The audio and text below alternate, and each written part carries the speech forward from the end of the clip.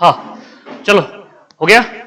चलो अब बात करेंगे बेटा दैट इज रिएक्शन इंटरमीडिएट्स की। अब रिएक्शन इंटरमीडिएट्स क्या होते हैं, उनकी स्टेबिलिटी क्या होती है, ये सारी चीजें इंपॉर्टेंट है। इसके बाद में मैं रिएक्शन मैकेनिज्म पढ़ाने वाला हूं, लेकिन थोड़ी सी रिएक्शन मैकेनिज्म की झलक आपको आ जाएंगी रिएक्शन इंटरमीडिएट में, ठीक है। तो अब बात करने वाले हैं कि रिएक्शन इंटरमीडिएट होते क्या है।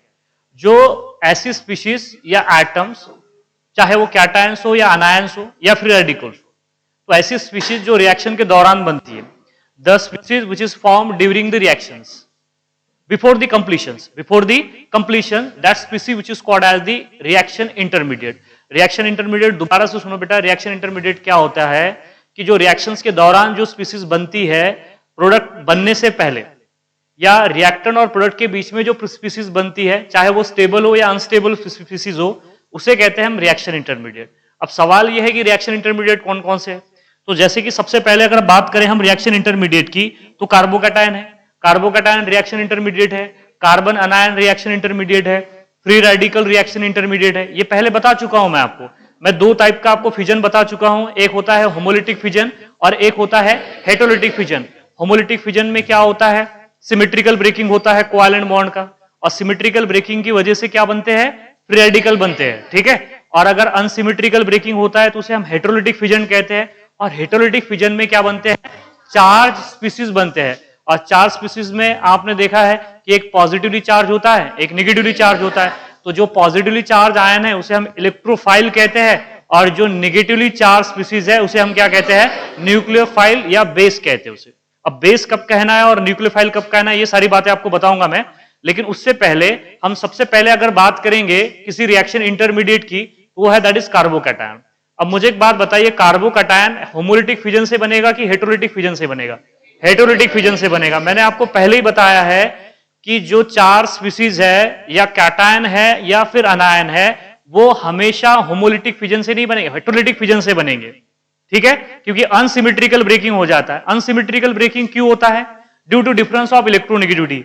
दो एटम की इलेक्ट्रोनेगेटिविटी क्या होती है, डिफरेंट होती है। तो जिसकी ज्यादा इलेक्ट्रोनेगेटिव होगी वो इलेक्ट्रॉन की पेयर छीन के लेके चला जाएगा, और जिसकी तरफ इलेक्ट्रॉन की पेयर जाएगी उस पे आएगा नेगेटिव चार्ज, और जिसके तरफ से छीन के चली गई उस पे आएगा पॉजिटिव चार्ज। उसे कहते हैं हम दैट इज आयन। तो ध्यान में रखना, चाहे कार्बोकैटायन हो चाहे कार्बन अनायन हो, ये हेटेरोलिटिक फिजन से बनेंगे।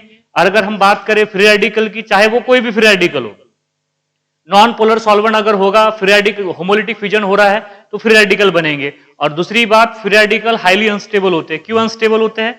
Due to odd number of electron, they possess the odd number of electron, that is 7 electron in their valence shell। उन्हें ऑक्टेट कंप्लीट करने के लिए सिर्फ एक ही इलेक्ट्रॉन की जरूरत होती है, इसलिए वो क्या होते हैं, हाईली अनस्टेबल होते हैं। तो देखो अब बात करेंगे हम दैट इज कार्बोकैटायन की, जो कि रिएक्शन इंटरमीडिएट है। अब कार्बोकैटायन होता क्या है, कार्बन पे पॉजिटिव चार्ज की नेगेटिव चार्ज, बोलो कार्बन पे पॉजिटिव है या नेगेटिव चार्ज है? Positive charge. कार्बोकैटायन, कैटायन का मतलब होता है पॉजिटिव। कार्बन पे जब पॉजिटिव चार्ज आता है तो उसे कहते हैं हम कार्बोकैटायन, या इस कार्बोकैटायन को आल्सो कॉल्ड एज कहते हैं that is carbonium ion. Carbonium ion, आवाज नहीं आना चाहिए, रहने तो भकाल दूंगा मैं बाहर। That is the carbonium ion, carbonium ion. देखो नियम का मतलब ही पॉजिटिव होता है। कार्बन पे पॉजिटिव चार्ज तो दैट इज कार्बोनियम, कार्बन पे नेगेटिव चार्ज तो कार्बो अनायन, कार्बो अनायन बोलते हैं उसे, या कार्बेनियन भी बोलते हैं। तो उसकी बात बाद में करेंगे। सबसे पहले हम बात करने वाले हैं दैट इज कार्बोकैटायन की, या आल्सो कॉल्ड एज, उसे कहते हैं हम कार्बोनियम आयन। अब मुझे एक बात बताइए, सबसे सिंपल सी बात है कि कार्बन पे पॉजिटिव चार्ज कब आएगा? जो वो मोर इलेक्ट्रोनेगेटिव एटम से जुड़ा होगा या लेस इलेक्ट्रोनेगेटिव एटम से? मोर इलेक्ट्रोनेगेटिव एटम से जुड़ा होगा। जब कार्बन मोर इलेक्ट्रोनेगेटिव एटम से जुड़ा होता है तब कार्बन पे आता है पॉजिटिव चार्ज। इधर देखिए आप, इधर देखो, मैं इससे पहले भी आपको बता चुका हूं, लेकिन दोबारा से फॉर्मेशन ऑफ कार्बोकैटायन एक रिएक्शंस नहीं, आपको 8-10 रिएक्शंस बताऊंगा अभी। एक रिएक्शंस में नहीं जिसमें कार्बोकैटायन बनते, कौन कौन सी रिएक्शन है जिसमें कार्बोकैटायन बनते, ध्यान में रखना यहां पे, ठीक है। और बाद में स्टेबिलिटी की भी बात करेंगे, बाद में उसके हम कैरेक्टरिस्टिक प्रॉपर्टीज भी देखने वाले हैं कि कार्बोकैटायन होता क्या है असल में। अगर मान लीजिए कि यहां पे मेरे पास में कोई ग्रुप है इस तरीके से, और उसको एक ग्रुप जुड़ा हुआ है जो कि क्या है बेटा, मोर इलेक्ट्रोनेगेटिव है, जो क्या है, मोर इलेक्ट्रोनेगेटिव। या फिर देखो डायरेक्ट कुछ बच्चों को ऐसे समझ में नहीं आएगा, तो या फिर ऐसे देख लीजिए आप, ये कार्बन है और ये कार्बन यहां पे किसी मोर इलेक्ट्रोनेगेटिव एटम से या ग्रुप से जुड़ा हुआ है। तो होगा क्या, ये जो इलेक्ट्रॉन की पेयर है ये शिफ्ट कर जाएगी टूवर्ड मोर इलेक्ट्रोनेगेटिव। बताइए प्रोसेस स्लो होगी कि फास्ट होगी? बताइए स्लो होगी या फास्ट होगी? पहले बताइए होमोलिटिक फिजन है कि हेटेरोलिटिक फिजन है? और हेटेरोलिटिक फिजन स्लो होता है कि फास्ट होता है? स्लो होता है। क्या होता है? स्लो होता है। बता चुका ना यार आपको, ये क्या होता है? स्लो। और स्लो होगा तो क्या होगा? आरडीएस। आरडीएस का मतलब होता है rate determining step. Rate determining step. अब देखो ये जो मोर इलेक्ट्रोनेगेटिव एटम्स है, कोई भी एक मोर इलेक्ट्रोनेगेटिव एटम ले लीजिए, वो दूर चला जाएगा तो इस कार्बन पे कौन सा चार्ज आएगा? बोलो बेटा, पॉजिटिव चार्ज। और इस कार्बन पे पॉजिटिव चार्ज है, इसी को हम क्या कहते हैं? कार्बोकैटायन। क्या बोलते हैं? कार्बोकैटायन। ठीक है। और जो मोर इलेक्ट्रोनेगेटिव एटम रहेगा उस पे क्या आएगा? Negative charge. क्यों नेगेटिव चार्ज आएगा? क्योंकि वो इलेक्ट्रॉन की पेयर लेके चला गया। ठीक है। देखो ये जो दो इलेक्ट्रॉन थे, ये ना तो बेटा इस कार्बन के थे ना थे मोर इलेक्ट्रोनेगेटिव एटम के, दोनों के शेयर किए हुए इलेक्ट्रॉन थे। तो जो मोर इलेक्ट्रोनेगेटिव एटम है, मतलब जिसकी इलेक्ट्रोनेगेटिविटी ज्यादा है, इलेक्ट्रोनेगेटिविटी का मतलब होता है that is tendency to attract share pair of electron. It is a properties of bonded atom, not a single atom. Single atom की प्रॉपर्टी नहीं होती है, it is a bonded atom की प्रॉपर्टी होती है जो शेयर पेयर ऑफ इलेक्ट्रॉन को attract करती है। उसी को हम क्या कहते हैं? इलेक्ट्रोनेगेटिविटी। तो इसे कहते हैं हम दैट इज कार्बोकैटायन। क्या कहते हैं इसे? कार्बोकैटायन। अब मुझे एक बात बताइए, कार्बोकैटायन इलेक्ट्रॉन डिफिशिएंट है कि इलेक्ट्रॉन रिच है? सबसे पहली बात इधर देखो, ये क्या है बेटा? इलेक्ट्रॉन डिफिशिएंट है। ये क्या है? इलेक्ट्रॉन डिफिशिएंट है। बताइए वैलेंस शेल में कितने इलेक्ट्रॉन है इसके? That is the 6 valence electron. 6 valence electron. 6 valence electron. अगर 6 वैलेंस इलेक्ट्रॉन तो पेयर कितनी होगी? 3। अरे 2 इलेक्ट्रॉन की एक पेयर होती है ना। इधर देखो रे तुम, मैं तो बाहर निकाल दूंगा मैं। So that is the 6 valence electron in their valence shell, मतलब that is the 3 pair of electron। क्या बोलेंगे आप यहाँ पे? 3 pair of electron। तो ये पूछा गया है कि कार्बोकैटायन के वैलेंस शेल में कितने इलेक्ट्रॉन होते हैं? That is 6 valence electron. 6 valence electron. समझ में आया ना? यहाँ पे दैट इज ऐसे लिख देता हूं, that is 6 valence electron. Valence electron कितने होंगे बेटा? 6 हो गए। यहाँ पे 6 हो गए, मतलब that is the 3 pair of electron. अब मुझे एक बात बताइए, इलेक्ट्रॉन डिफिशिएंट है, इलेक्ट्रॉन डिफिशिएंट है तो इलेक्ट्रॉन लेना चाहेगा। ठीक है। They have tendency to gain electron. Tendency to gain electron या टेंडेंसी टू एक्सेप्ट इलेक्ट्रॉन। तो बताइए लुईस एसिड हुआ या लुईस बेस हुआ? Lewis acid. जो इलेक्ट्रॉन देते हैं उन्हें कहते हैं लुईस बेस, और जो इलेक्ट्रॉन लेते हैं उन्हें कहते हैं Lewis acid. Hence it is act as a Lewis acid. It is a Lewis acid. ये बात ध्यान में रखना आपने। जो इलेक्ट्रॉन लेना चाहते हैं बेटा उन्हें क्या बोलते हैं? Lewis acid. अब मुझे एक बात बताइए कि यहां पे इसके वैलेंस शेल में टोटल कितने इलेक्ट्रॉन है? 6 है। टोटल 3 बॉन्ड पे नजर आ रहे हैं, और तीनों के तीनों बॉन्ड कौन से हैं? सिग्मा बॉन्ड है। तो हाइब्रिडाइजेशन कौन सा होगा? sp2। That is hybridisation is sp2। तो carbon atom in carbocation, carbon atom in carbocation undergo which hybridisation? sp2 hybridise state. Generally भला ऐसा नहीं हो सकता कि हमेशा sp2 हाइब्रिडाइज, sp हाइब्रिडाइज भी कार्बोकैटायन होता है। इधर देखो आप, ये कौन सी स्टेट में जाएगा है? जनरली कौन सी हाइब्रिडाइजेशन होगी? sp2 hybridise state. अगर sp2 हाइब्रिडाइज स्टेट है तो प्लेनर है कि नॉन प्लेनर है? प्लेनर है। देखो sp2 हाइब्रिडाइज है तो क्या होने वाला है? प्लेनर। बाद में बात करेंगे इसकी। अब मुझे एक बात बताइए, ये वाला जो कार्बोकैटायन है, ये वाला जो कार्बोकैटायन है, इस कार्बोकैटायन ने टोटल कितने बॉन्ड बनाए हैं? देखो आप इधर, टोटल कितने सिग्मा बॉन्ड बनाए हुए हैं? 3 सिग्मा बॉन्ड बनाए हुए। ठीक है, 3 सिग्मा बॉन्ड बनाए हैं। तो इसका क्या मतलब है कि इसका हाइब्रिडाइजेशन कौन सा होगा? sp2 होगा। अगर 2 सिग्मा बॉन्ड बनाए हो तो, जैसे कि फॉर एग्जांपल इधर देखो आप, जैसे अगर 2 सिग्मा बॉन्ड बना जाए तो क्या बोलेंगे? sp hybridise. तो sp2 हाइब्रिडाइज भी होता है और sp हाइब्रिडाइज भी होता है। हालांकि sp हाइब्रिडाइज की स्टेबिलिटी कम होती है। ये देख लो आप, ये कौन सा हाइब्रिडाइज है? sp hybridise. जैसे जैसे परसेंटेज s कैरेक्टर बढ़ेंगे वैसे वैसे कार्बोकैटायन की स्टेबिलिटी क्या होती चली जाती है? बढ़ती चली जाती है कि कम होगी। यहां पे देखो, अगर मैं परसेंटेज s कैरेक्टर की अगर यहां पे बात करूंगा तो कितना है बेटा यहां पे? दैट इज यहां पे 3 ऑर्बिटल है। टोटल कितने ऑर्बिटल है? 3। देखो 3 ऑर्बिटल है, 3 में से एक s ऑर्बिटल, तो कितने परसेंट होगा परसेंटेज s कैरेक्टर? 33% ना। अरे कितना होगा? 33% हो जाएगा। 33%। यहां पे 2 ऑर्बिटल है, 2 में से एक s है, तो परसेंटेज s कैरेक्टर कितना होगा? 50%। तो ये वाला जो कार्बोकैटायन है sp2 हाइब्रिडाइज, इसकी स्टेबिलिटी ज्यादा है। इसकी स्टेबिलिटी क्या है? ज्यादा है। ये अनस्टेबल है, हालांकि एग्जिस्ट करता है लेकिन ज्यादा देर तक एग्जिस्ट नहीं करेगा, अनस्टेबल होगा। क्यों? यहां पे रेजोनेंस हो रहा है क्या? नहीं, यहां पे रेजोनेंस नहीं हो रहा। मैंने पहले ही बताया था आपको कि विनाइलिक कार्बन कभी भी कार्बोकैटायन नहीं बनाएगा। बोला था कि नहीं बोला था? बोला था जब मैं आपको टाइप्स ऑफ कार्बन पढ़ा रहा था, vinylic carbon, allylic carbon, phenylic carbon, benzylic carbon. तो उस वक्त बोला था मैंने ये कौन सा कार्बन है, विनाइलिक कार्बन है। विनाइलिक कार्बन जो होता है वो कभी भी कार्बोकैटायन नहीं बनाएगा, अगर बना भी देगा, अगर मान लीजिए विनाइलिक कार्बन से बहुत ही मोर इलेक्ट्रोनेगेटिव कार्बन एटम जुड़ा हुआ है और कुछ कंडीशन फेवरेबल पोलर सॉल्वेंट हो जाए, तो इस केस में एक कार्बोकैटायन बनेगा जिसका कार्बन sp हाइब्रिडाइज होगा। मैं बस यहां पे बता रहा हूं आपको कि ऐसा नहीं है कि सिर्फ sp2 हाइब्रिडाइज ही कार्बोकैटायन होते, बेटा sp हाइब्रिडाइज कार्बोकैटायन भी होते, हालांकि वो अनस्टेबल है। देखो यहां पे हो क्या रहा है, यहां पे ये हो रहा है कि परसेंटेज एस कैरेक्टर बढ़ रहा है। परसेंटेज क्या बढ़ रहा है बेटा, बोलो, एस कैरेक्टर बढ़ेगा। परसेंटेज एस कैरेक्टर अगर बढ़ेगा तो स्टेबिलिटी क्या हो जाएगी, कार्बोकैटायन की घटेगी। ये बात आपने दिमाग में रखनी है। सबको समझ में आ रहा है? ये बात ध्यान में रखिए बेटा कि परसेंटेज एस कैरेक्टर अगर बढ़ेंगे तो स्टेबिलिटी ऑफ कार्बोकैटायन डिक्रीज होगी। बस एक बात ध्यान में रख लीजिए कि कार्बोकैटायन जनरली sp2 हाइब्रिडाइज होता है। ऑलवेज नहीं बोल रहा हूं मैं, ऑलवेज का मतलब वहां पे कोई एक्सेप्शन नहीं आता है, लेकिन अगर जनरली का मतलब होता है कि they may have lots of exception, तो दैट sp हाइब्रिडाइज भी हो सकता है। लेकिन sp3 हाइब्रिडाइज होगा क्या? कभी नहीं होगा। अगर sp3 हाइब्रिडाइज होगा तो कार्बन के चारों बॉन्ड सिग्मा हो गए ना। अब चारों बॉन्ड अगर सिग्मा होगा तो कार्बन पे पॉजिटिव चार्ज कैसे आएगा? सबको समझ में आ रहा है? तो पहली बात देख लीजिए कि फॉर्मेशन ऑफ कार्बोकैटायन कैसे होता है कि जब कार्बन बेटा किससे जुड़ा होगा, मोर इलेक्ट्रोनेगेटिव एटम से जुड़ा होगा। और कौन सा फ्यूजन होगा, हेटेरोलिसिस की होमोलिसिस? हेटेरोलिसिस। हेटेरोलिसिस बताइए पोलर सॉल्वेंट में होगा कि नॉन पोलर सॉल्वेंट में होगा? Polar solvent. कौन सा solvent? Polar solvent. Non polar solvent में तो फ्री रेडिकल बनते हैं। नॉन पोलर सॉल्वेंट में क्या बनेंगे? Free radical. पोलर सॉल्वेंट में क्या, पोलर है ना, पॉजिटिव निगेटिव, तो यहां पे भी तो पॉजिटिव निगेटिव आयन को फेवर करेगा वो। पोलर सॉल्वेंट कौन कौन से हैं? वाटर है, मिथाइल अल्कोहल है, अमोनिया है, एसिड है। ये है polar protic solvent. Polar protic solvent. Polar और प्रोटिक सॉल्वेंट भी होते हैं जैसे डीएमएसओ, डीएमएफ है ना, या डीएमएस भी है, या टीएचएफ भी है, टेट्राहाइड्रोफ्यूरॉन।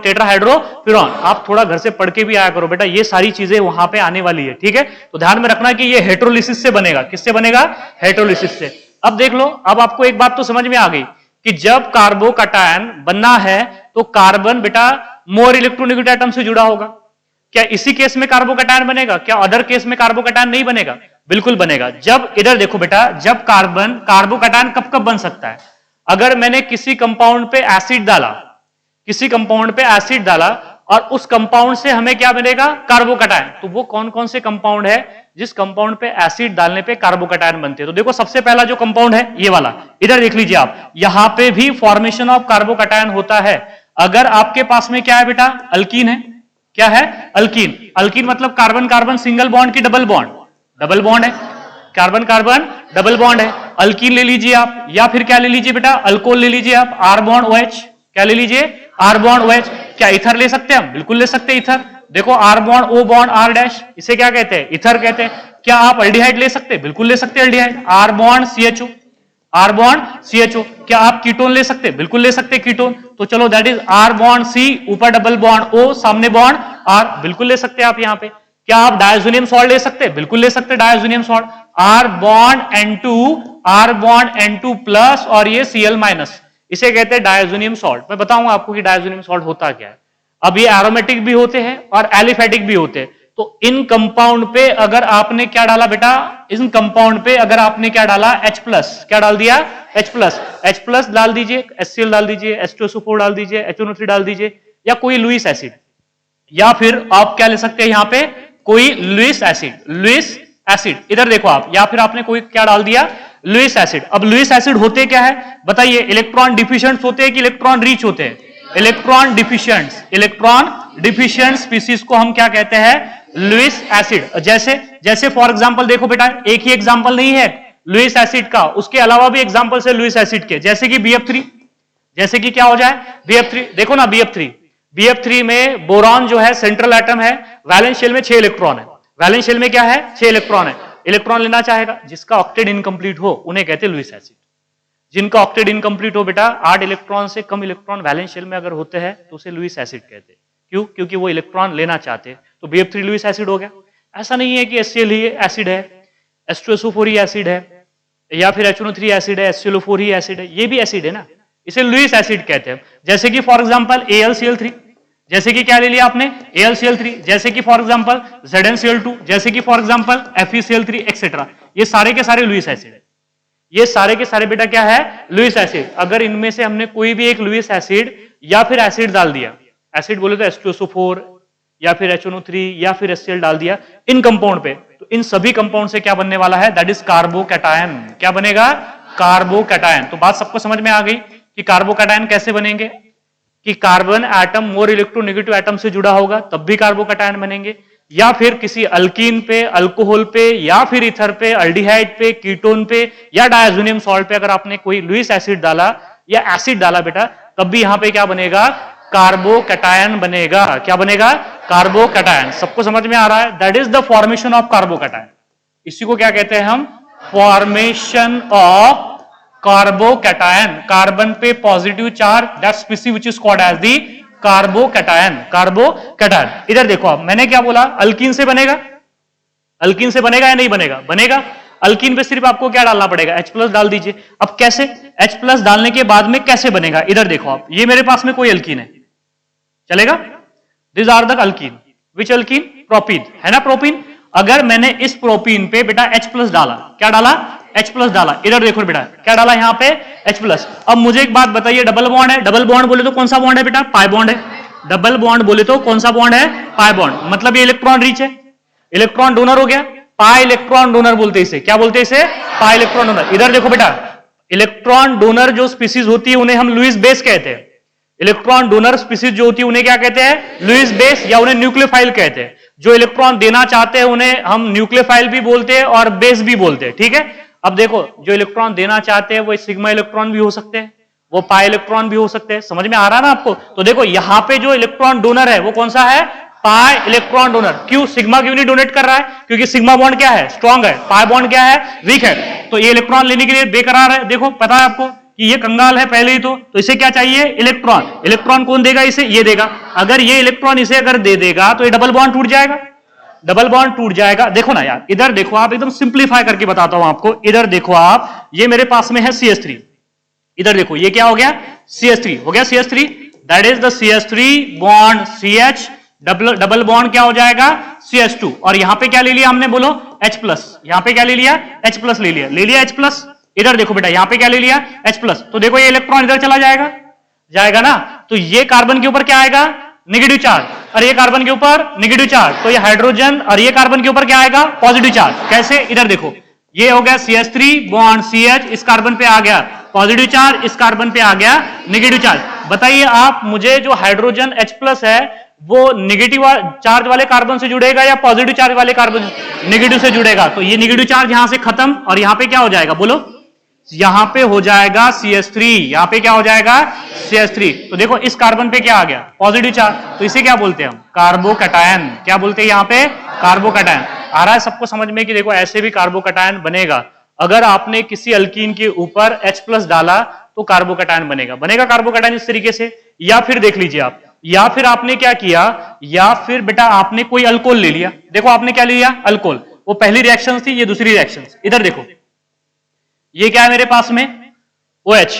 ये क्या है, OH, R बॉन्ड OH। देखो मैकेनिज्म के साथ में बताता हूं। ये इसके ऊपर डाला हमने H+, इसके ऊपर क्या डाला बेटा, H+। जैसे ही हमने इसके ऊपर क्या डाला, H+ डाल दिया। अब H+ को क्या चाहिए, इलेक्ट्रॉन। कौन देगा बताइए, हाइड्रोजन देगा या ऑक्सीजन देगा, ऑक्सीजन। अगर ये ऑक्सीजन इसको इलेक्ट्रॉन अगर देगा तो ये जो हाइड्रोजन ऑक्सीजन के साथ में जुड़ जाएगा, जुड़ेगा ना। तो बोलो क्या मिलेगा, R bond OH2 plus, R bond OH2 plus. आगे सबको समझ में या नहीं आया। अरे ये जो ऑक्सीजन है इसके पास में 2 लोन पेयर है ना, इसमें की एक लोन पेयर इसने इस हाइड्रोजन को डोनेट की। तो ये जो हाइड्रोजन है ये किसके साथ में जुड़ गया, ऑक्सीजन के साथ में जुड़ गया। तो यहां पे क्या हो गया, R बॉन्ड OH2, और ऑक्सीजन पे क्या आ गया, पॉजिटिव चार्ज। अब ये देखो ये कौन सा बॉन्ड है, सिग्मा बॉन्ड। ये सिग्मा बॉन्ड के 2 इलेक्ट्रॉन बेटा ये यहां पे देखो ऐसे वाटर लेके निकल गया, समझ में आ गया। तो ऑक्सीजन पर का पॉजिटिव चार्ज निकल गया, ऑक्सीजन पर का पॉजिटिव चार्ज किस पे आ गया, फिर अब यहां पे अल्किल पे आ गया, और ये H2O बाहर, H2O बाहर। तो देखो ये अल्किल पे क्या आ गया, पॉजिटिव चार्ज। इसे भी क्या कहते हैं, कार्बोकैटायन। और अल्किल बोले तो चाहे मिथिल हो, चाहे इथिल हो, चाहे प्रोपिल हो, चाहे ब्यूटिल हो, चाहे एन ब्यूटिल हो, आइसोब्यूटिल हो, सेकेंडरी ब्यूटिल या टर्शियरी ब्यूटिल। देखो अल्कोहल से भी आप क्या बना सकते हो, कार्बोकैटायन बना सकते हो। अल्कोहल के ऊपर भी अगर आपने क्या डाला, एसिड डाला, या कोई लुईस एसिड ले लीजिए, जैसे कि फॉर एग्जांपल इधर देखो दूसरी रिएक्शन बताता हूं इसी के अंदर, ये पहली रिएक्शन है, ये दूसरी रिएक्शन, देखो मैंने लुईस एसिड भी बोला है ना, ये हो गया मेरे पास में R bond OH, R bond OH पे हमने क्या डाल दिया बेटा यहां पे ZnCl2, और किसके प्रेजेंस में, एसिड के प्रेजेंस में, तो भी यहां पे क्या बनेगा R+, क्या बनेगा यहां पे R+ बनेगा। सबको समझ में आ रहा है, क्लियर है बात। यहां पे अल्कोहल के ऊपर चाहे आप लुईस एसिड डाल दीजिए, साथ में कोई एसिड डाल दीजिए, तो भी क्या बनेगा, कार्बोकैटायन, या फिर चाहे आप किसी अल्कोहल के ऊपर H+ डाल दीजिए, H+ मतलब प्रोटॉन, H+ मतलब प्रोटॉन, और इस प्रोसेस को हम प्रोटोनेशन भी कहते हैं।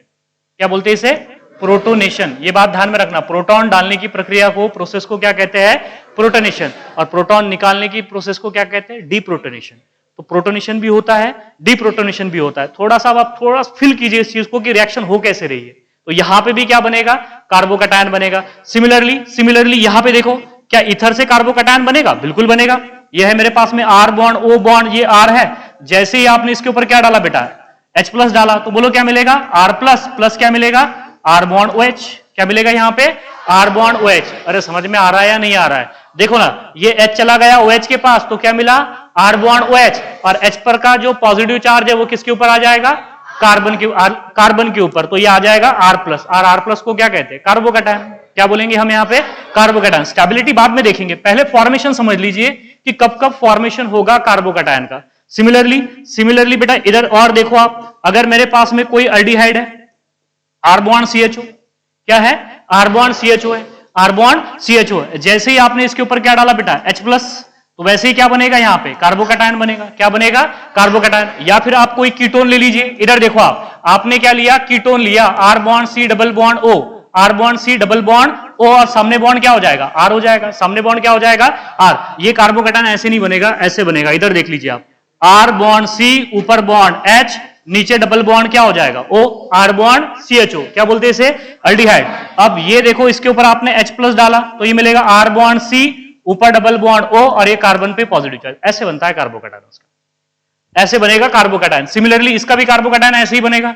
इधर देखिए आपने क्या डाला यहाँ पे H+, तो क्या मिलेगा आपको, R बॉन्ड C, ऊपर डबल बॉन्ड O, सामने डबल बॉन्ड, ऊपर क्या आ जाएगा, पॉजिटिव चार्ज। तो देखो ना, sp हाइब्रिडाइज भी तो कार्बोकैटायन हो सकता है, वही तो बता रहा था मैं आपको, sp हाइब्रिडाइज भी क्या हो सकता है, कार्बोकैटायन हो सकता है। ऐसा नहीं है कि sp2 हाइब्रिडाइज ही कार्बोकैटायन होगा, sp हाइब्रिडाइज भी कार्बोकैटायन हो सकता है। कितने सिग्मा बॉन्ड बनाए यहाँ पे, 2 सिग्मा बॉन्ड बनाए ना, देखो ना, 3 है क्या, अरे टोटल बॉन्ड 3 है, तो देख तो डबल बॉन्ड है, डबल बॉन्ड में का एक बॉन्ड क्या होता है, सिग्मा बॉन्ड, एक क्या होता है, पाई बॉन्ड, तो 2 सिग्मा है ना, तो sp हाइब्रिडाइज, sp हाइब्रिडाइज। आ रहा है सबको समझ में या नहीं आ रहा है, क्लियर है बेटा। अगर हमने किसी, इधर देखो बेटा, अगर हमने किसी एसिड क्लोराइड के ऊपर, किसके ऊपर, एसिड क्लोराइड के ऊपर अगर कोई एसिड अगर ऐड कर दिया, एसिड अगर ऐड कर दिया, तो यहां पे भी कार्बोकैटायन बनेगा, ऐसे बनेगा कार्बोकैटायन। सबको समझ में आ रहा है, अरे आ रहा है या नहीं आ रहा है समझ में बेटा, ये ही रिएक्शंस है ऐसे कार्बो। देखो आपको ये समझना पड़ेगा कि कार्बोकैटायन कब बनेगा कब नहीं बनेगा, वरना फिर प्रॉब्लम होगी आपको रिएक्शंस में। मैं सबसे पहले ये रिएक्शन दोबारा से आपको पढ़ाने वाला हूं, लेकिन आपको कंडीशन समझ में आनी चाहिए कि कब कार्बोकैटायन बनेगा और कब कार्बोकैटायन नहीं बनेगा। पहली बात तो सबको समझ में आती है, सब बच्चों को पता होता है कि कार्बोकैटायन कब बनेगा, कार्बन पे पॉजिटिव चार्ज कब आएगा, जब वो मोर इलेक्ट्रोनेगेटिव एटम से जुड़ा होगा। लेकिन ये चीजें पता नहीं होती बच्चों, तभी रिएक्शन मैकेनिज्म में प्रॉब्लम आता है। रिएक्शन याद करना पड़ता है, रिएक्शन याद नहीं होती है, आज याद करोगे कल भूल जाओगे आप। लेकिन रिएक्शन को देख के आप बेटा उसकी जो मतलब रीढ़ की जो हड्डी है रिएक्शंस की, यही है। अगर आप इसे पकड़ लोगे तो सारी रिएक्शन आपको समझ में आ जाएगी। हो क्या रहा है कि जब किसी अल्कोहल पे, अल्कीन पे अगर आप क्या करोगे बेटा, एसिड डालोगे या लुईस एसिड डालोगे, तो क्या बनने वाला है, कार्बोकैटायन बनेगा। सिमिलरली एक देखो मैंने और एक बताया था आपको, एसिड R बॉन्ड C, ऊपर डबल बॉन्ड O, सामने बॉन्ड OH डाल दीजिए, प्रोटोनेशन कर दीजिए, इसका भी प्रोटोनेशन करेंगे तो R बॉन्ड C, ऊपर डबल बॉन्ड O, कार्बन पे आएगा पॉजिटिव चार्ज, तो बनेगा कार्बोकैटायन। बस कार्बन पे पॉजिटिव चार्ज आने को ही हम क्या कहते हैं, कार्बोकैटायन फॉर्मेशन। तो कार्बोकैटायन फॉर्मेशन कैसे होगा सबको समझ में आ रहा है। चाहे कोई अल्कीन हो या अल्काइन हो, अल्काइन से भी बन जाएगा, चाहे अल्कीन हो, अल्काइन हो, अल्कोहल हो, इथर हो, एसिड हो, या फिर इस्टर हो जाए, या फिर एसिड हलाइड हो जाए, उनके ऊपर आपने क्या डाल देना है, कोई लुईस एसिड डाल दीजिए या एसिड डाल दीजिए, एकदम से क्या बन जाएगा, कार्बोकैटायन। कब बनेगा, जब वो स्टेबल होगा। अब स्टेबिलिटी बात बाद में करेंगे, लेकिन कार्बोकैटायन बन कैसे रहा है ये आपको समझना पड़ेगा, ठीक है। देखो एक क्वेश्चन पूछ लेता हूं आपको, इधर देखो, मुझे बस बता दीजिए यहां पे कौन सा कार्बोकैटायन बनेगा? देखो ये डबल बॉन्ड है, ये क्या है? डबल बॉन्ड है। यहां पे मैंने क्या डाला है? H प्लस डाल दिया। क्या डाल दिया? H plus. यहां पे बनेगा कार्बोकैटायन, क्या बन जाएगा? कार्बोकैटायन। अरे यार अल्कीन है ना ये क्या है? अल्कीन है। इस अल्कीन के ऊपर हमने क्या डाला? एसिड, तो क्या बनेगा? कार्बोकैटायन। तो बस मुझे बता दीजिए कौन सा कार्बोकैटायन बनेगा? Option A, option A, option B, option B, और उसके बाद में देखो बोथ, क्या हो जाएगा? बोथ, एंड ऑप्शन डी हो जाएगा नन। ऑप्शन डी क्या हो जाएगा? नन। चलो बताओ कौन सा बनेगा? ए बनेगा, बी बनेगा, या दोनों बनेंगे? या फिर अगर हम ऐसे पूछ लो, चलो एक ऑप्शन और दे देता हूं, इधर देखो आप, इधर देखो आप, एक ऑप्शन और दे देता हूं ताकि आपको और भी अच्छे से समझ में आ जाए। हाँ इधर देखो, ये कार्बोकैटायन, और चौथा ऑप्शन चलो नन दे देता हूं यहां पे। चौथा ऑप्शन क्या हो जाए? नन। हाँ बोलो क्या होगा? कौन सा कार्बोकैटायन बनेगा? हवा में तीर मत चलो, मैं पूछूंगा बन रहा है करके बताओ कौन सा कार्बोकैटायन बनेगा? ए बनेगा या बी बनेगा या सी बनेगा या डी? किसने बोला डी? पहली बात तो कार्बोकैटायन बनेगा या नहीं बनेगा? बनेगा ना, बनेगा ना कार्बोकैटायन। ये अल्कीन है, अल्कीन के ऊपर एसिड डाले तो कार्बोकैटायन बनेगा। तो ऐसा तो सवाल ही नहीं कि जिसने डी बना है वो तो कार्बोकैटायन बन रहा है ना, यहां पे बन नहीं रहा क्या? बस बताना है आपको कि ये भी कार्बोकैटायन है, ये भी कार्बोकैटायन है, ये भी कार्बोकैटायन है। बताइए कौन सा बनेगा? ये कार्बोकैटायन कौन सा है? 2 डिग्री है। अब देखो जो ज्यादा स्टेबल होगा वो एग्जिस्ट करेगा। तो दोनों में, तीनों में से स्टेबल कौन सा है? फर्स्ट है, सेकंड है, या थर्ड है? चलो मुझे एक बात बताओ आप, इधर देखो आप, ये वाला कौन सा कार्बोकैटायन है? 2 डिग्री है। ये वाला कौन सा है? 2 डिग्री है। ये कौन सा है? 1 डिग्री। ये तो आउट हो गया वैसे, क्योंकि 1 डिग्री क्या होता है? अनस्टेबल होता है। 2 डिग्री ज्यादा। अब ये दोनों 2 डिग्री में ज्यादा स्टेबल कौन है? फर्स्ट वाला या सेकंड वाला? फर्स्ट क्यों है? फर्स्ट क्यों है बेटा? बता रहा नशरा, फर्स्ट वाला स्टेबल है कि सेकंड वाला स्टेबल है? कौन सा होगा? बोलो यहां पे फर्स्ट स्टेबल है या सेकंड? अब स्टेबिलिटी कैसे देखोगे आप? इंडक्टिव इफेक्ट से देखोगे कि हाइपर कॉन्जुगेशन से देखोगे? हाइपर कॉन्जुगेशन से देखोगे। अब जिसके पास में अल्फा हाइड्रोजन एटम ज्यादा, वो ज्यादा स्टेबल। चलो इसके पास में अल्फा हाइड्रोजन एटम देखो कितने हैं? कितने हैं? 4 है। इसके पास अल्फा हाइड्रोजन देखो कितने हैं? कितने हैं? 5 है। तो ये ज्यादा स्टेबल हुआ ना, फिर हुआ ना स्टेबल। आपको पढ़ाया है कि नहीं पढ़ाया? पढ़ाया ना बेटा। तो ध्यान में रखना कि आंसर क्या हो जाएगा? बी हो जाएगा। जिसमें number of alpha hydrogen atom ज्यादा होंगे उसकी स्टेबिलिटी क्या होगी? ज्यादा होगी। शुरुआत में तो बताया, अभी जैसे ही लेक्चर शुरू किया था तो मैंने आपको ये बताया कि पॉजिटिव इंडक्टिव इफेक्ट में और हाइपर कॉन्जुगेशन में, हाइपर कॉन्जुगेशन देखो आप बेटा, अगर मतलब अगर आप सही डायरेक्शन में सोच नहीं पा रहे तो फिर आपको कोई फायदा नहीं होने वाला उसका। इससे पहले मैंने आपको ये भी एग्जांपल बताया था कि ये कार्बोकैटायन और ये कार्बोकैटायन में दोनों में स्टेबल ये क्यों है करके, क्योंकि इसमें number of alpha hydrogen atom 5 है, इसमें number of alpha hydrogen atom 4 है। तो इसमें हाइपर कॉन्जुगेशन ज्यादा होगा, इसमें हाइपर कॉन्जुगेशन कम होगा। तो जिसमें हाइपर कॉन्जुगेशन ज्यादा होता है उसकी स्टेबिलिटी क्या होती है? ज्यादा होती है। तो सबको समझ में आया अभी कि बी ज्यादा क्यों स्टेबल है? तो देखो इसकी वजह क्या है? आप घर पे जाके पढ़ते नहीं बेटा उसको, आप घर पे जाके सही तरीके से नोट्स नहीं बनाते, घर पे जाके वर्ब सही तरीके से नहीं लिखते, सोचते नहीं उसके ऊपर, बिल्कुल भी नहीं। आपकी थिंकिंग ही नहीं है। या तो फिर बेटा इधर तो देखो आप, यहां पे number of alpha hydrogen atom कितने हैं? 5 है। ओए यहां पे number of alpha hydrogen atom कितने हैं? 5 है। यहां पे कितने हैं? 4 है। तो इसके हाइपर कॉन्जुगेटिव स्ट्रक्चर कितने रहेंगे? बता बोला इसके हाइपर कॉन्जुगेटिव स्ट्रक्चर कितने रहेंगे? बी वाले के 6 रहेंगे। इसके कितने रहेंगे? 5। जिसके हाइपर कॉन्जुगेटिव स्ट्रक्चर ज्यादा उसकी स्टेबिलिटी क्या हो जाएगी? ज्यादा हो जाएगी। ये बेटा यही तो एप्लीकेशन है उसका, ये पढ़ने से कोई मतलब नहीं है। देखो ये कार्बोकैटायन कब बनेगा, ठीक है, ये पता ही होनी चाहिए आपको, और साइमल्टेनियसली कौन सा एग्जिस्ट करेगा कौन सा एग्जिस्ट नहीं करेगा, स्टेबिलिटी से समझ में आएगा। सबसे ज्यादा जो क्वेश्चंस आते हैं ना वो स्टेबिलिटी ऑफ कार्बोकैटायन पे आते हैं, लेकिन आपको स्टेबिलिटी नहीं समझ में आ रही है। देखो ना, मैंने बताया था ना यार आपको कि जो टर्शरी कार्बोकैटायन होता है बेटा, टर्शरी कार्बोकैटायन जो होता है वो 2 डिग्री से ज्यादा स्टेबल होता है। 2 डिग्री ज्यादा स्टेबल होता है 1 डिग्री से, 1 डिग्री ज्यादा स्टेबल होता है मिथाइल कार्बोकैटायन से, होता है ना। इधर देखो एग्जांपल्स के थ्रू बताता हूं। इधर देखिए आप, मैंने क्या बोला था आपको, ये मेरे पास में CH3 है, बॉन्ड C है, ऊपर बॉन्ड क्या होगा? CH3, नीचे बॉन्ड क्या होगा? CH3, कार्बन पे आ जाएगा पॉजिटिव चार्ज। कौन सा कार्बोकैटायन है? Tertiary butyl carbocation. ये टर्शरी ब्यूटिल कार्बोकैटायन ज्यादा स्टेबल होगा किससे बोलो? CH3 बॉन्ड C ऊपर बॉन्ड CH3 नीचे बॉन्ड H इसके ऊपर पॉजिटिव। ये कौन सा कार्बोकैटायन है? सेकेंडरी। ये कौन सा, सॉरी टर्शरी। ये कौन सा है? सेकेंडरी। ये ज्यादा स्टेबल क्यों है? क्योंकि इसमें अल्फा हाइड्रोजन एटम ज्यादा है। कितने अल्फा हाइड्रोजन है यहाँ पे? 6 है या 9 है? 9 अल्फा हाइड्रोजन एटम। ओए इधर देख, यहाँ पे कार्बन पे कौन सा चार्ज है? Positive charge. कार्बन पे पॉजिटिव चार्ज है तो sp2 हाइब्रिडाइज हो गया। उसके रिस्पेक्ट में ये कौन सा कार्बन है? Alpha carbon. ये कौन सा कार्बन है? अल्फा। ये कार्बन अल्फा। अल्फा कार्बन से जो हाइड्रोजन जुड़े होते हैं अल्फा हाइड्रोजन। इसके पास 3 और 3 6 और 9, तो टोटल 9 अल्फा हाइड्रोजन एटम है। देखो ना यहां पे number of alpha hydrogen atom कितने हैं? 9। यहां पे कितने हैं? 6 है। तो इसके हाइपर कॉन्जुगेटिव स्ट्रक्चर कम रहेंगे, इसके हाइपर कॉन्जुगेटिव स्ट्रक्चर ज्यादा रहेंगे। जिसके हाइपर कॉन्जुगेटिव स्ट्रक्चर ज्यादा उसकी स्टेबिलिटी ज्यादा, इसलिए ये टर्शरी ब्यूटिल ज्यादा स्टेबल रहेगा सेकेंडरी से। सबको समझ में आ गया? क्लियर है या नहीं है? एक क्वेश्चन और पूछ लो आपसे।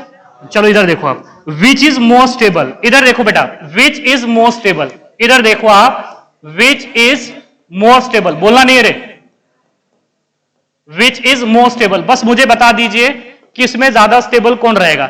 ऑर्डर ऑफ स्टेबिलिटी बता दीजिए मुझे। Order of stability, order of stability, which is most stable. चलिए ठीक है, मैं पहले इसे सिंपल ही कर देता हूं।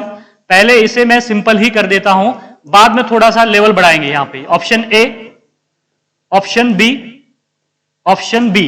इधर देखो आप, ऑप्शन बी। हाँ, ये हो गया ऑप्शन बी, और उसके बाद में ये हो गया ऑप्शन सी। ये क्या हो गया? Option C. और option D, all equals, all are equal, all are equal. देखो टोटल 3 कार्बोकैटायन है आपके पास। पहला है बेंजाइल कार्बोकैटायन, दूसरा है टर्शरी ब्यूटिल, तीसरा है बेटा एलाइल कार्बोकैटायन। एलेलिक है ना, देखो ना ये कौन सा हो गया? Allylic carbocation. बस मुझे बता दीजिए इन तीनों में से ज्यादा स्टेबल कौन सा होगा? टर्शरी होगा, बेंजाइल होगा, या फिर बेटा एलाइलिक होगा? बताए कौन सा होगा?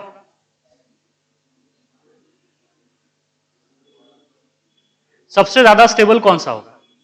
Which is most stable? C वाला। कौन सा होगा? बी वाला। बी वाला is B is most stable, B is most stable. अब देखो ये सबसे ज्यादा जो स्टेबल है ना बेटा वो है टर्शरी ब्यूटिल। वो कौन सा है? Tertiary butyl. और बताइए लिस्ट स्टेबल कौन सा होगा? बताइए मुझे आप। सी वाला। सी वाला क्या हो जाएगा? लिस्ट स्टेबल, क्योंकि इसमें रेजोनेंस ज्यादा होगा। इसमें रेजोनेंस क्या होगा बेटा? ज्यादा होगा। ये रेजोनेंस की वजह से स्टेबल है। ये किसकी वजह से स्टेबल है? रेजोनेंस की वजह से। एक मिनट रुको, और ये हो जाएगा that is carbocation, allylic carbocation, allylic carbocation. लेकिन देखो इसमें इसके रेजोनेटिंग, देखो मैंने क्या बोला था, रेजोनेंस ज्यादा होता है हाइपर कॉन्जुगेशन से, लेकिन यहां पे हाइपर कॉन्जुगेशन की बजाय रेजोनेंस ही हो रहा है। और यहां पे हाइपर कॉन्जुगेशन हो रहा है 9 अल्फा हाइड्रोजन एटम की वजह से। अभी तो बताया कि टर्शरी ब्यूटिल में 9 अल्फा हाइड्रोजन की वजह से हाइपर कॉन्जुगेशन हो रहा है, इसलिए ये ज्यादा स्टेबल होगा। इसके हाइपर कॉन्जुगेटिव स्ट्रक्चर कितने रहेंगे? टोटल 10। और इसके रेजोनेटिंग स्ट्रक्चर कितने रहेंगे? टोटल 5। और इसके रेजोनेटिंग स्ट्रक्चर 2 रहेंगे। इसके कितने रहेंगे? 2। देखो आपको पता है ना कि stability of carbocation is directly proportional to the number of hyperconjugative structures, और the stability of resonating carbocation is also directly proportional to the number of resonating structure. इसके रेजोनेटिंग स्ट्रक्चर 5 है, इसके रेजोनेटिंग इसके hyper conjugative structures कितने हैं? 9 है, तो 9 dominate कर जाते हैं। अब देखो मैंने कब बोला था आपको कि रेजोनेंस हाइपर कॉन्जुगेशन पे डोमिनेट कब करेगा? जब दोनों साइमल्टेनियसली हो रहे हैं। मुझे एक बात बताइए, ये कौन सा कार्बन है? अल्फा कार्बन है क्या ये? नहीं नहीं नहीं नहीं, ये इसके रिस्पेक्ट में ये कौन सा कार्बन? ये भी तो sp2 है, ये भी क्या है? sp2 है। तो इसमें तो हाइपर कॉन्जुगेशन होगा क्या? अरे यार इसमें हाइपर कॉन्जुगेशन होगा क्या? नहीं। अगर इसमें हाइपर कॉन्जुगेशन होता तो रेजोनेंस डोमिनेट करता। मैंने एक ही मॉलिक्यूल में बोला था, अलग अलग मॉलिक्यूल में नहीं बोला था। एक ही मॉलिक्यूल में अगर रेजोनेंस भी हो रहा है, हाइपर कॉन्जुगेशन भी हो रहा है, तो रेजोनेंस डोमिनेट करेगा। यहां पे हाइपर कॉन्जुगेशन हो रहा है क्या? नहीं। तो इसके रेजोनेटिंग स्ट्रक्चर 5 रहेंगे, इस वजह से इसके हाइपर कॉन्जुगेटिव स्ट्रक्चर 9 है, क्योंकि 9 अल्फा हाइड्रोजन है। ओए बोलो मत रे बेटा, बिल्कुल हटा दूंगा बाहर में। यहां पे 9 अल्फा हाइड्रोजन एटम है, इस वजह से 9 हाइपर कॉन्जुगेटिव स्ट्रक्चर रहेंगे, इसलिए इसकी स्टेबिलिटी क्या रहेगी? ज्यादा। अब सवाल है एलिलिक कार्बोकैटायन की, इसके 2 ही रेजोनेटिंग स्ट्रक्चर रहेंगे। पहली बात बताइए, रेजोनेंस होगा या नहीं होगा? होगा। Double bond, single bond, positive charge, तो रेजोनेंस होगा, तो 2 ही रेजोनेटिंग स्ट्रक्चर्स होंगे ना। इस वजह से मैं ऐसे भी पूछ सकता था आपको, ऑप्शन ए इसे बनाता था, ऑप्शन बी से घुमा देता था, ऑप्शन सी और बीच में कोई डाल के option D none of the कर देता, तो फिर प्रॉब्लम होती बेटा। ये थोड़ा सिंप्लीफाई करके बताया, तो इसका आंसर क्या हो जाएगा, ये हो जाएगा। और साइमल्टेनियसली आपको ऑर्डर भी बता रहा हूं कि टर्शरी ज्यादा स्टेबल होता है किससे, बेंजाइल से। ये बात आप दिमाग में रख लीजिए कि टर्शरी जो होता है बेटा, इधर देखो आप, जो टर्शरी, ये नोट करके बता रहा हूं आपको कि जो टर्शरी होता है वो ज्यादा स्टेबल होता है किससे, बेंजाइल से। और बेंजाइल ज्यादा स्टेबल होता है किससे, एलिल से, अलाइल से, किससे, अलाइल से। हाँ, अगर फ्री रेडिकल की केस होगा तो उल्टा हो जाएगा। अभी फ्री रेडिकल नहीं पढ़ा है, फ्री रेडिकल की अगर स्टेबिलिटी अगर आप देखोगे ना तो उल्टा हो जाएगा। मतलब उस केस में क्या होता है पता है आपको, बेंजाइल ज्यादा स्टेबल होता है अलाइल से, सॉरी बेंजाइल ज्यादा स्टेबल होता है टर्शरी से। ये बात दिमाग में रखना। लेकिन अगर कार्बोकैटायन की अगर बात है तो टर्शरी ज्यादा स्टेबल होगा किससे, बेंजाइल से, बेंजाइल ज्यादा स्टेबल होगा किससे, अलाइल से। अगर सबको समझ में, स्टेबिलिटी और भी बताऊंगा आपको मैं कैसे देखते हैं स्टेबिलिटी, क्या होता है हाइड्राइड शिफ्टिंग, क्या होता है मिथाइल शिफ्टिंग, ये सारी बातें हम डिस्कस करने वाले। लेकिन पहले ये समझिए आप कि कार्बोकैटायन कब बनेगा और कब नहीं बनेगा। तो सबको समझ में आया। देखो एक ही सिंगल शॉट में बता रहा हूं कि कार्बोकैटायन कैसे बनता है। पहली बात क्या होती है बोलो, जब कार्बन मोर इलेक्ट्रोनेगेटिव एटम से जुड़ा होगा तो कार्बोकैटायन बनेगा। या नेक्स्ट क्या बोला है बोलो कि अगर अल्कीन है, अल्कोहल है, अल्डिहाइड है, कीटोन है या डायजोनियम है। डायजोनियम का बता देता हूं अभी आपको। जब उसके किसी कंपाउंड पे अगर आपने इस किसी कंपाउंड पे जिसमें अल्कीन है, डबल बॉन्ड है या डायजोनियम ग्रुप है या अल्कोहल है, उसके ऊपर अगर आपने एसिड डाल दिया तो वो बिल्कुल बना देगा, दैट इज कार्बोकैटायन। इधर देखो आप, वो भी बता देता हूं आपको। डायजोनियम होता क्या है पहले ये देख लीजिए। What is diazonium? मुझे एक बात बताओ, डाय का मतलब क्या होता है, टू होता है, और एजो का मतलब होता है नाइट्रोजन। एजो का मतलब क्या होता है, नाइट्रोजन। अब देखो नाइट्रोजन पे दो नाइट्रोजन है और एक नाइट्रोजन पे पॉजिटिव चार्ज है तो उसे कहते हैं डायजोनियम सॉल्ट। उसे क्या कहते हैं, डायजोनियम सॉल्ट। जैसे इधर देखो आप, ये नाइट्रोजन है, यहां पे N2 है और दोनों में से एक नाइट्रोजन के ऊपर पॉजिटिव चार्ज है और बैलेंस करने के लिए Cl के ऊपर क्या है, नेगेटिव चार्ज है। इसे कहते हैं diazonium salt, that is the diazonium salt. अब देखो ये जो डायजोनियम सॉल्ट में का जो अल्किल है, ये एलिफेटिक भी हो सकता है, एरोमेटिक भी हो सकता है। मतलब ये जो अल्किल है ये अल्किल भी हो सकता है, मतलब ये क्या होगा, एलिफेटिक। ये क्या होगा, एलिफेटिक। या फिर ये अल्किल जो है ये क्या हो सकता है बेटा, एरोमेटिक हो सकता है। दोनों भी हो सकते हैं। ये वाले अल्किल की बात कर रहे हैं हम। या तो आप यहां पे अल्किल लगा दीजिए, जैसे कि for example R bond N2 bond Cl, ये हो गया एलिफेटिक। जैसे कि आपने मिथिल लगा दिया यहां पे, ये क्या लगा दिया आपने, मिथिल, तो ये हो गया Mithil diazonium chloride, Mithil diazonium chloride. लेकिन अगर एरोमेटिक की अगर बात कर रहे हैं तो बेंजीन लगानी पड़ेगी। एरोमेटिक की बात कर रहे हैं तो क्या लगानी पड़ेगी, बेंजीन। तो इसे कहते हैं बेंजीन डायजोनियम क्लोराइड। क्या बोलते हैं इसे, बेंजीन डायजोनियम क्लोराइड। और ये वाले जो एलिफेटिक होते हैं ना, ये बात दिमाग में रख लीजिए, ये जो एलिफेटिक होते हैं ये हाईली अनस्टेबल होते हैं। ये क्या होते हैं, हाईली अनस्टेबल, एग्जिस्ट ही नहीं करेंगे, ये हाईली अनस्टेबल होते हैं। और ये क्या होते हैं बोलो, ये स्टेबल होते हैं। ये क्या होते हैं, स्टेबल, लेकिन about 0 to 5 degree Celsius, about 0 to 5 degree Celsius. 5 degree Celsius के ऊपर टेम्परेचर चला जाए तो ये भी अनस्टेबल हो जाएगी।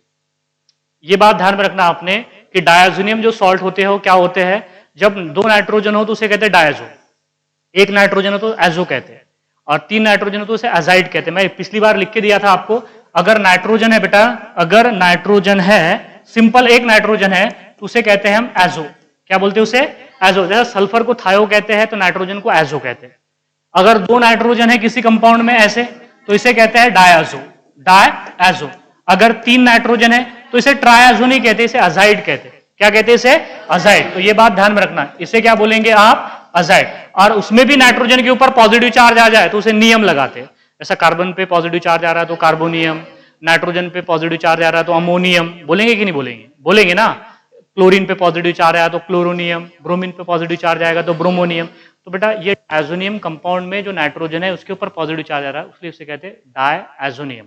अब ये डायजोनियम 2 तरह के होते हैं। इसमें जो अल्किल है या तो ये एलिफेटिक हो जाए, एलिफेटिक मतलब समझता है ना आपको, ओपन चेन वाला सैचुरेटेड कंपाउंड, सैचुरेटेड हो जाए कोई, मिथिल हो जाए, इथिल हो जाए, प्रोपिल हो जाए, कोई भी ले लीजिए आप। और या तो एरोमेटिक हो जाए, जैसे कि हमने बेंजीन रिंग लगा दिया है यहाँ पे। और ये क्या होते हैं, अनस्टेबल, क्योंकि इसमें रेजोनेंस नहीं होता है। इसमें रेजोनेंस होगा क्या, नहीं होगा, लेकिन इसमें रेजोनेंस होता है ना।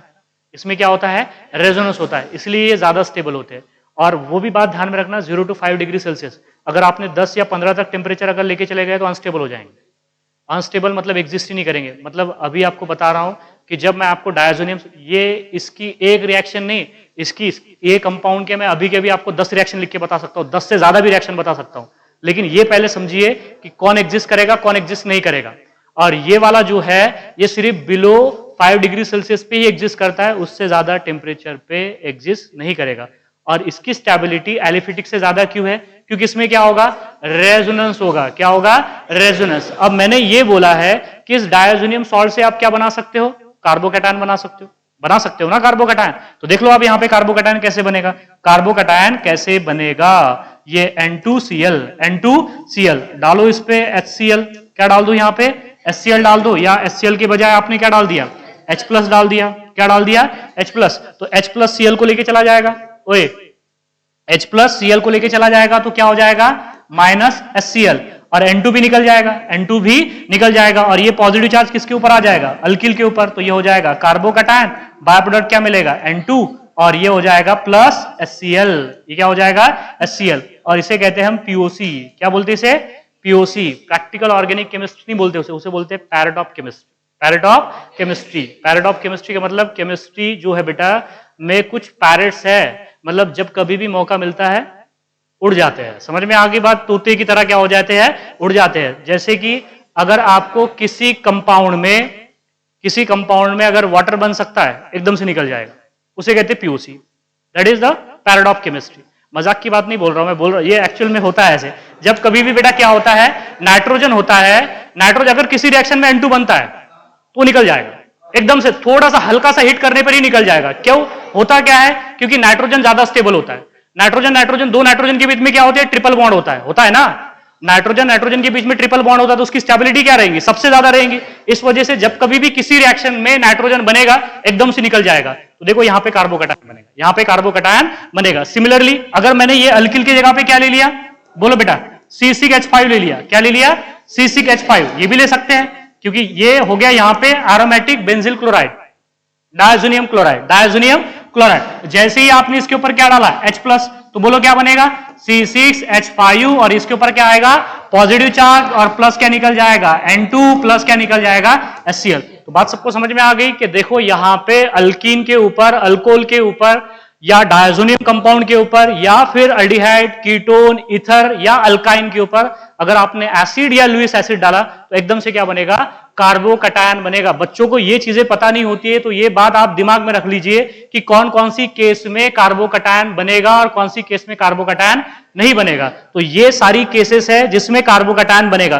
क्या ये वाला जो कार्बोकैटायन जो बनेगा बेटा, ये तो पहली बात तो ये कंपाउंड ही अनस्टेबल है, तो इसकी बहुत लेस प्रोबेबिलिटी है कि इसमें कार्बोकैटायन बन जाए। लेकिन ये वाली प्रोबेबिलिटी जो है एरोमेटिक, वो भी बिलो 5 डिग्री सेल्सियस एकदम से कार्बोकैटायन बन जाएगा, और वो क्या होता है? स्टेबल भी होता है, क्योंकि उसका डायजोनियम सॉल्ट क्या है? स्टेबल है। सबको समझ में आ रहा है ना? तो देखो यहां पे डायजोनियम सॉल्ट से भी आप क्या बना सकते हो? कार्बोकैटायन बना सकते हो। अब मुझे एक बात बताइए, जो कार्बोकैटायन है, कार्बोकैटायन में का जो कार्बन है वो sp2 हाइब्रिडाइज है। वो क्या है? sp2 hybridise. sp2 हाइब्रिडाइज है तो प्लेनर हो गया। क्या हो गया? प्लेनर। मतलब जितने भी जो एटम्स और ग्रुप ऑफ एटम जुड़े हुए हैं कार्बन से, 3 बॉन्ड जो बने हैं कार्बन के, जिस कार्बन पे पॉजिटिव चार्ज है, वो तीनों के तीनों जो एटम्स और ग्रुप ऑफ एटम है, या जो 3 बॉन्ड है, वो एक ही प्लेन में होंगे। अरे होगे कि नहीं होगे? एक ही प्लेन में होगे ना यार। कैसे? इधर देखो आप, ये कार्बन हो गया और इसके 3 बॉन्ड, 1, 2 और ये 3। इस कार्बन पे क्या आ गया? Positive charge. तो ये वाले जो तीनों के तीनों बॉन्ड है सेम प्लेन में है, तभी तो हम क्या कह रहे हैं कि कार्बोकैटायन क्या है? प्लेनर है। कार्बोकैटायन क्या है? प्लेनर है। प्लेनर क्यों है? क्योंकि क्या है बेटा? sp2 हाइब्रिडाइज है। अब मुझे एक बात बता दीजिए, मुझे एक बात बताइए, ये बॉन्ड एंगल कितने का है? 120 डिग्री। ये बॉन्ड एंगल कितने का है? 120 डिग्री। ये वाला बॉन्ड एंगल कितने का है? 120 डिग्री। मतलब सारे बॉन्ड एंगल कितने के हैं? 120 डिग्री। अब कार्बन पे पॉजिटिव चार्ज है कि नेगेटिव चार्ज है? पॉजिटिव चार्ज है। इलेक्ट्रॉन डिफिशिएंट है कि इलेक्ट्रॉन रिच है? इलेक्ट्रॉन रिच है या डिफिशिएंट है? डिफिशिएंट है। अगर कहीं से इसे इलेक्ट्रॉन मिल जाए तो लेगा, और जो इलेक्ट्रॉन देने वाली स्पीसीज होती है उन्हें क्या कहते हैं? न्यूक्लियोफाइल। क्या बोलेंगे? न्यूक्लियोफाइल। और जो ऐसी स्पीसीज जो कार्बन को, कार्बोकैटायन के कार्बन को इलेक्ट्रॉन दे, उसे न्यूक्लियोफाइल बोलेंगे कि बेस बोलेंगे? न्यूक्लियोफाइल। मैंने क्या बोला था आपको? बेस की दोस्ती बेटा हाइड्रोजन के साथ है। बेस क्या होता है? इलेक्ट्रॉन, अपने इलेक्ट्रॉन हाइड्रोजन को देना चाहता है, लेकिन न्यूक्लियोफाइल अपने इलेक्ट्रॉन कार्बन को देना चाहता है। सबको समझ में आ रहा है ना? देखो यहां पे आ गया मेरे पास में न्यूक्लियोफाइल, न्यूक्लियोफाइल पे नेगेटिव चार्ज, न्यूक्लियोफाइल पे नेगेटिव चार्ज। अब मुझे एक बात बताइए, ये जो कार्बोकैटायन है ये प्लेनर है और सभी जो बॉन्ड एंगल है 120 है, 120 120 120, तो ये कार्बोकैटायन ये सामने से भी अटैक कर सकता है कार्बन के ऊपर। कार्बन के ऊपर क्यों अटैक कर रहा है? क्योंकि कार्बन क्या है? Electron deficient. न्यूक्लियोफाइल क्या है? Electron rich. ये इलेक्ट्रॉन देना चाहता है, ये इलेक्ट्रॉन लेना चाहता है, दोनों का काम बन जाएगा। तो ये अब मैं ये बता रहा हूं आपको कि ये वाला जो न्यूक्लियोफाइल है, ये वाला जो न्यूक्लियोफाइल है बेटा, इस कार्बोकैटायन पे ऐसे भी अटैक कर सकता है, दैट इज इसे कहते हैं हम फ्रंट साइड अटैक। कौन सा अटैक? Front side attack. और ऐसे भी अटैक कर सकता है, इसे बोलते हैं बैक साइड अटैक। दोनों प्रोबेबिलिटी है, चाहे वो फ्रंट साइड से अटैक कर दे, चाहे वो बैक साइड से अटैक कर दे, दोनों की प्रोबेबिलिटी है, that is a 50-50%। Front side attack होगा 50% प्रोबेबिलिटी है और बैक साइड अटैक होगा 50%, क्योंकि सभी बॉन्ड एंगल सेम है ना, सभी बॉन्ड एंगल क्या है? सेम है। सबको समझ में आ रहा है ना? क्लियर है बात यहां पे? अब देखो ये क्यों बता रहा हूं आपको मैं, अगर फ्रंट साइड अटैक अगर हुआ, इधर देखो, अगर फ्रंट साइड अटैक अगर हुआ, फ्रंट साइड अटैक अगर हुआ बेटा, तो देखो इस तरीके से प्रोडक्ट मिलेगा आपको, इस तरीके से आपको प्रोडक्ट मिलेगा। ये कार्बन, अब कार्बन पर का पॉजिटिव चार्ज हट गया और ये न्यूक्लियोफाइल, ये क्या होगा? न्यूक्लियोफाइल। ये फ्रंट साइड अटैक है। सिमिलरली बैक साइड अटैक का प्रोडक्ट कैसे होगा? बोलो, बैक साइड अटैक का प्रोडक्ट कुछ ऐसे होगा। अरे बैक साइड अटैक का प्रोडक्ट कुछ क्या होगा? ऐसे होगा। समझ में आ रहा है ना? तो ये फ्रंट साइड अटैक है, ये बैक साइड अटैक है। अब ये फ्रंट साइड अटैक और बैक साइड अटैक क्यों पढ़ा रहा हूं? अगर मान लीजिए वो जो कार्बोकैटायन में का अगर कार्बन, अगर मतलब कार्बोकैटायन में का अगर कार्बन 3 डिफरेंट एटम्स और ग्रुप ऑफ एटम से अगर जुड़ा होगा, और तो यहां पे उसे जो चौथा एटम्स और ग्रुप ऑफ एटम अगर जुड़ा है वो भी अगर डिफरेंट हो जाए, तो ये मॉलिक्यूल कायरल हो जाएगा। ये क्या हो जाएगा? कायरल। और फ्रंट साइड अटैक होगा तो भी ये कायरल होगा, और बैक साइड अटैक होगा तो भी क्या होगा? कायरल होगा। तो दोनों आपस में मॉलिक्यूलर फार्मूला दोनों का क्या होगा? सेम, लेकिन दोनों आपस में मिरर इमेज आइसोमर भी होंगे। मॉलिक्यूलर फार्मूला भी सेम होगा, मिरर इमेज आइसोमर भी होंगे, लेकिन दोनों की मिरर इमेज सुपर इंपोजेबल होगी कि non superimposable? Non superimposable. क्या बोलेंगे उसे? इनैंशोमर। क्या बोलेंगे? इनैंशोमर। अगर मान लीजिए, समझ में नहीं आ रहा क्या आपको?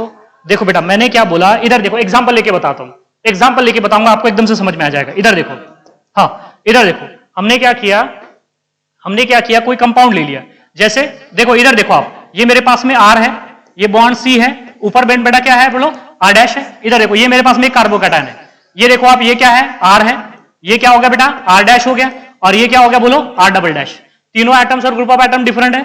अब ये न्यूक्लियोफाइल आया, ये क्या आया बेटा? बोलो, न्यूक्लियोफाइल। अब फ्रंट साइड अटैक भी होगा और बैक साइड अटैक भी होगा, फ्रंट साइड अटैक भी होगा और बैक साइड अटैक भी होगा। जैसे फ्रंट साइड अटैक होगा मतलब दोनों प्रोडक्ट होंगे, बनेंगे। यहाँ पे दो प्रोडक्ट क्यों बन रहे हैं? सबको समझ में आ रहा है?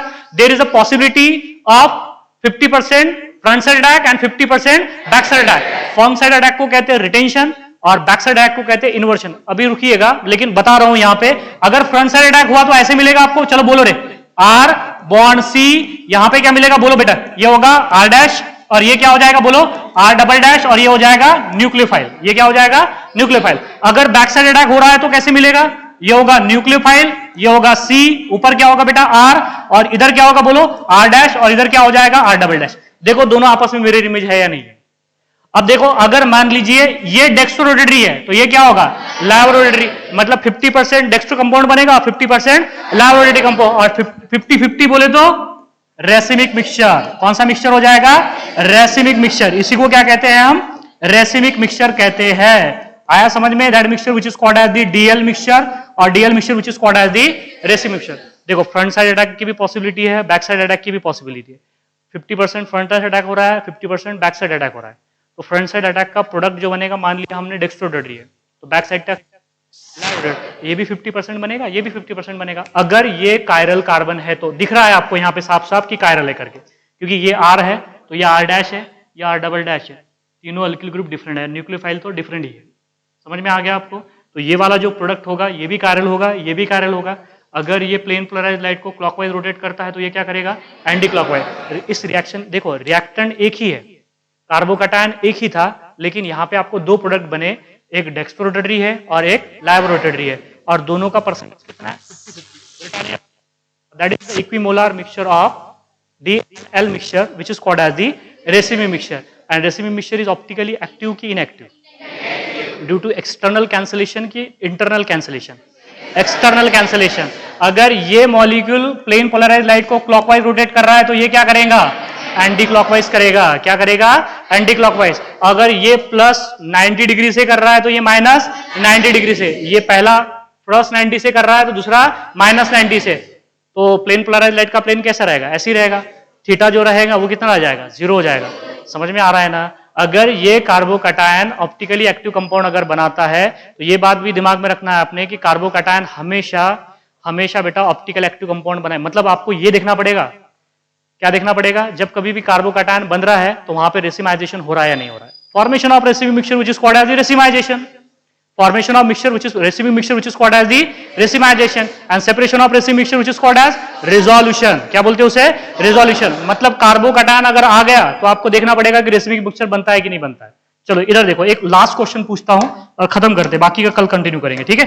इधर देखो, ये मेरे पास में एक कंपाउंड है। हाँ इधर देखो आप, ये मेरे पास में एक कंपाउंड है, ये OH है। ये क्या लगा दिया हमने, OH। इधर देखो आप, यहां पे मैंने डाल दिया बेटा ZnCl2। क्या डाल दिया, ZnCl2 plus plus HCl plus क्या डाल दिया, HCl। यहां पे प्रोडक्ट बनेगा, बनेगा ना प्रोडक्ट। बस मुझे प्रोडक्ट बना दो आप। Option A Cl, option B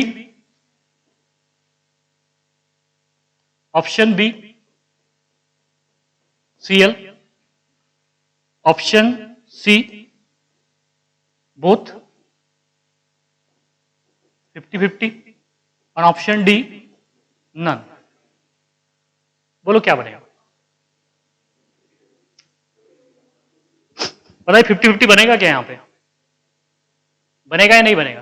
पहले देख लो आप कि जो आपने इनिशियल जो रिएक्टेंट लिया है क्या वो ऑप्टिकली एक्टिव है या नहीं है ना। क्या इसमें कायरल सेंटर है या नहीं है, देख लो आप, है इसमें कायरल सेंटर, है ना। बस आपको OH को हटा के क्या लगाना है, वहां पे Cl लगाना है। तो Cl का अगर ये देखो, ये कौन सा है, अबोव द प्लेन है कि बिलो द प्लेन है, अबोव द प्लेन। तो जब Cl आएगा तो देखो पहले, सबसे पहले तो ये निकलेगा यहां से OH। देखो ना यार, ये ZnCl2 आएगा तो ये क्या होगा, यहां पे कार्बोकैटायन बनेगा। कौन सा कार्बोकैटायन बनेगा, ये वाला। ये कार्बोकैटायन बनेगा या नहीं बनेगा। अब ये कार्बोकैटायन का जो कार्बन है वो प्लेनर है, तो अब जो Cl माइनस का जो अटैक होगा इसके ऊपर, Cl देखो ये H प्लस है ना, ये H प्लस है और ये क्या है, Cl माइनस। जो Cl माइनस का जो अटैक होगा कार्बोकैटायन के ऊपर होगा, कौन से कार्बन के ऊपर होगा, जिस कार्बन पे पॉजिटिव चार्ज है। तो वो फ्रंट साइड भी हो सकता है, बैक साइड भी हो सकता है। मतलब Cl अबोव द प्लेन भी आ सकता है, बिलो द प्लेन भी आ सकता है। अबोव द प्लेन आ गया तो ये बनेगा और बिलो द प्लेन आ गया तो ये बनेगा। अब कार्बोकैटायन में तो दोनों पॉसिबिलिटीज है 50-50% की, तो बोथ आंसर होगा उसका आंसर क्या हो जाएगा, बोथ। तो देखो इसलिए बोला मैंने आपको कि अगर जब कभी भी कार्बोकैटायन बनेगा तो आपको रेसिमाइजेशन देखना पड़ेगा। अगर आपने रेसिमाइजेशन नहीं देखा तो बेटा गलत हो जाएगा।